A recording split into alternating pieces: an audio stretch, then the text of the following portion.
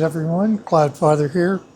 Today we're going to do a bunch of experimentation, and what we're going to play with, believe it or not, is old pieces of RV door. This is hardwood, not sure what the species is. It's very dry, it's about 30 years old. You can see where we cut it in 70 watt mode.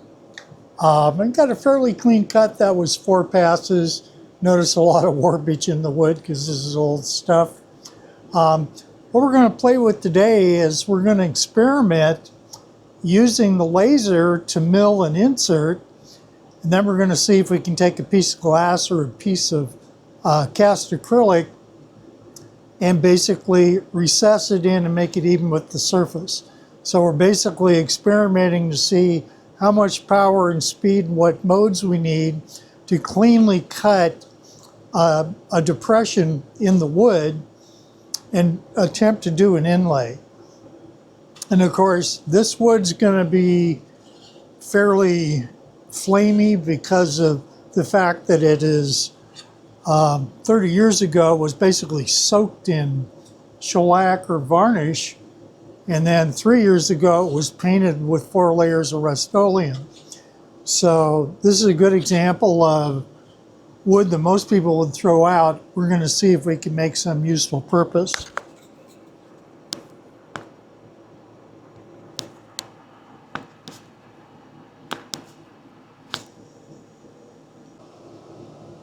So you can see we're running in 70 watt mode.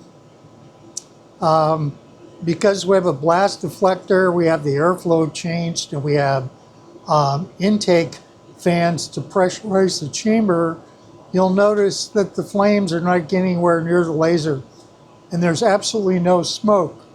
But if you look at the surface, it's covered with soot. So this is a good example of an airflow system that's working. We're focused at 15 millimeters from the surface of the wood. We're running 50% power, and we're running a speed of 1700. And again, the goal is to basically mill the surface down so we have an insert, and we're going to try this at different speeds and power to see what it takes to do this efficiently. The next pass is going to be done in crosshatch mode. This was done just in bidirectional mode. The runtime for a 50 by 50 at this speed is about 23 minutes roughly. So we'll see how this comes out. We'll start looking at this again when we get the next pass. Okay, as we can see, we actually did get an edge. We'll get the micrometer out here and see how deep it is. So as we're looking at this, let's see what the depth is.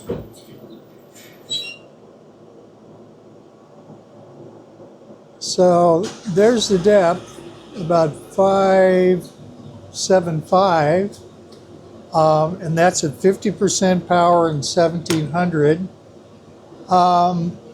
Because this wood is kind of a bowed surface, there's variation from one side to the other. It's deepest over here.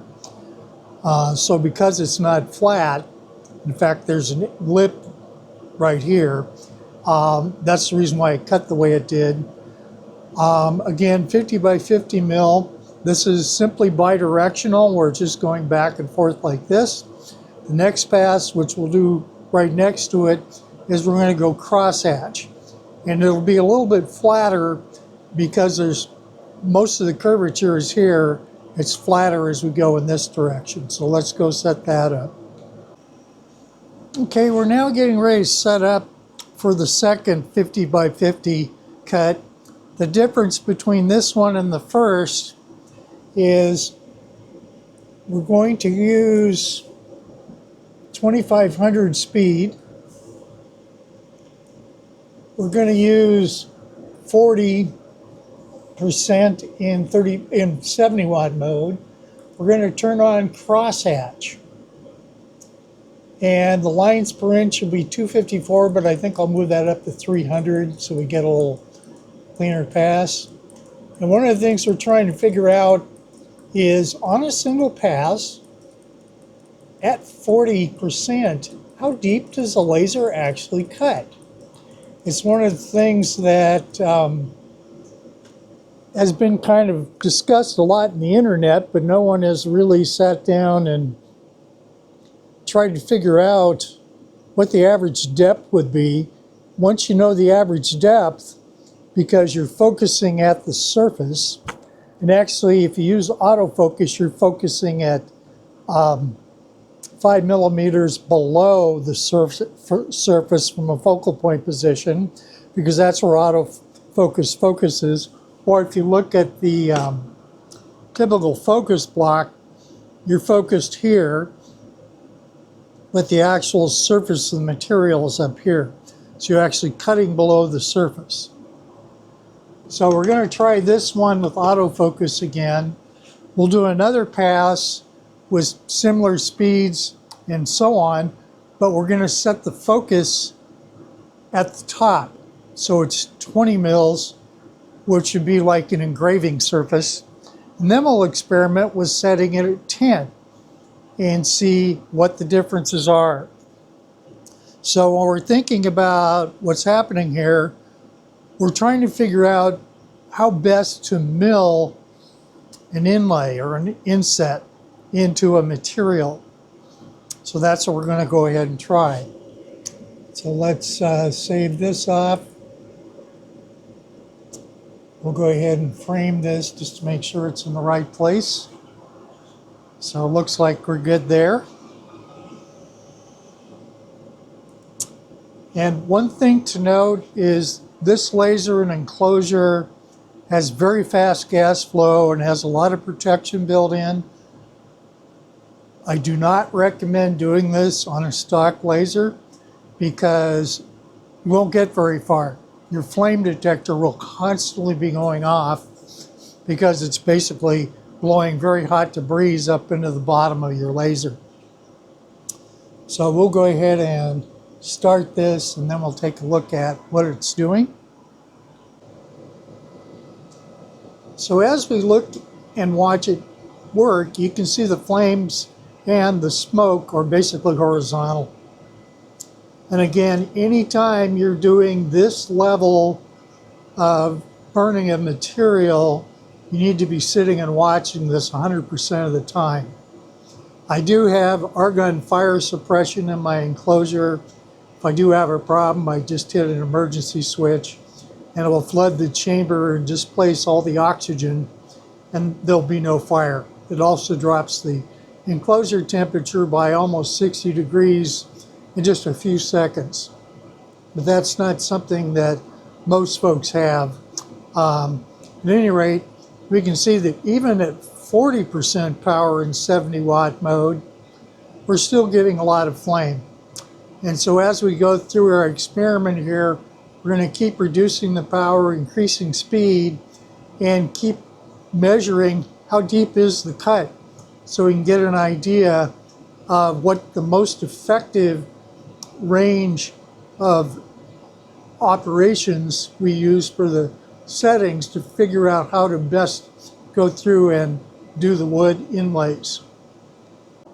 Okay, so in the 2540 Z15 Cross, when it started going and doing the vertical versus horizontal pass, it actually started burning the wood even at 40. So it looks like crosshatch needs to be run at much lower power in order to be effective. So the next pass we're going to do is we're going to reduce the power down to 30. We're going to leave Z at 15. We're going to leave cross. And we're going to increase the speed to 6,000 and see if we can get cross to burn vertically after it's gone horizontally and not cause the wood to actually burn. Okay, so we're setting up now This is our third experiment. We're going with 6,000 millimeters per minute, maximum power of 30%, or if you're in 35 watt mode, it'd be 60%. The overscan is 2.5%. The lines per inch is 300. One of the other things we'll try once we get the crosshatch working is changing the lines per inch. It may be that we can go as low as 50 and still get a reasonably flat, even hole in the material so that we can put our inserts in.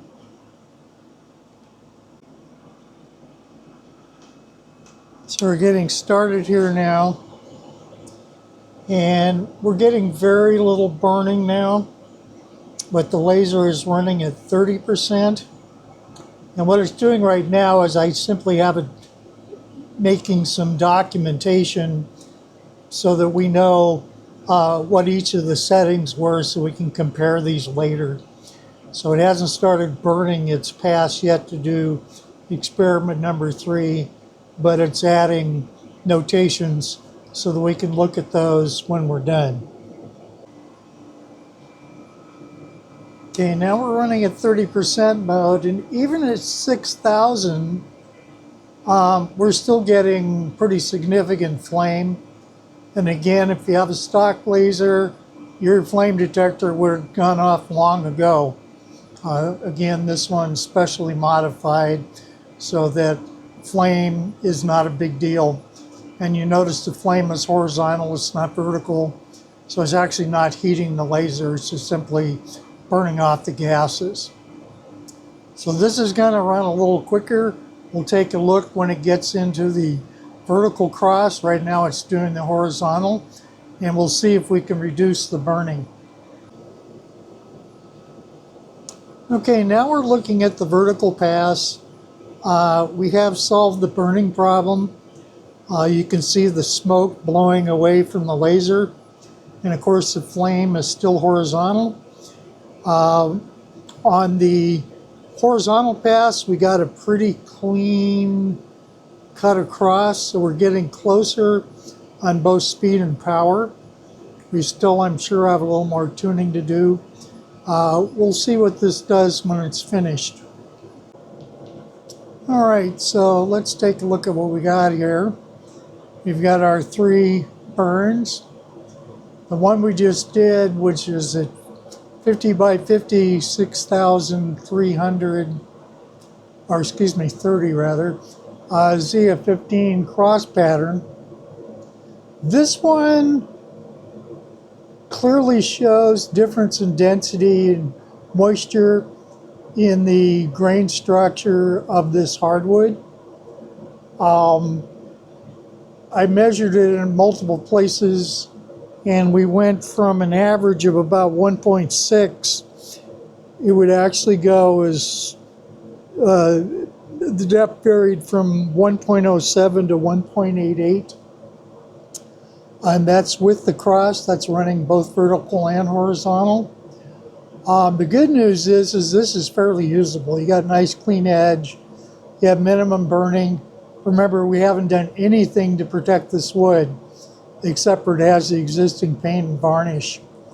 Another thing we could try is increasing the DPI and decreasing the DPI, or lines per inch. But you can clearly see the difference in the density of the grain and its resistance to the beam of the laser. And again, this is at a Z of 15.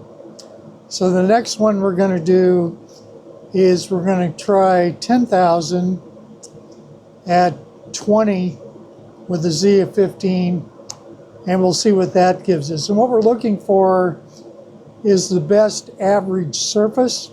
Once we've determined that, then we simply add passes to add depth. And the goal, of course, is to minimize burning and get as level of a milling action as we can with the lasers in this particular material. Okay, so we've got our stuff set up here. On the left-hand bottom one there, we're going to do 10,000, 20, and 75 watt mode, Z15. Everything we're going to do from here out is going to be cross, because again, we're looking at trying to build the flattest surface we can. The middle one is going to be at 30, and the one on the right is going to be at 40, so we can get a good side-by-side comparison of the power levels at the speed of 10,000 millimeters per minute.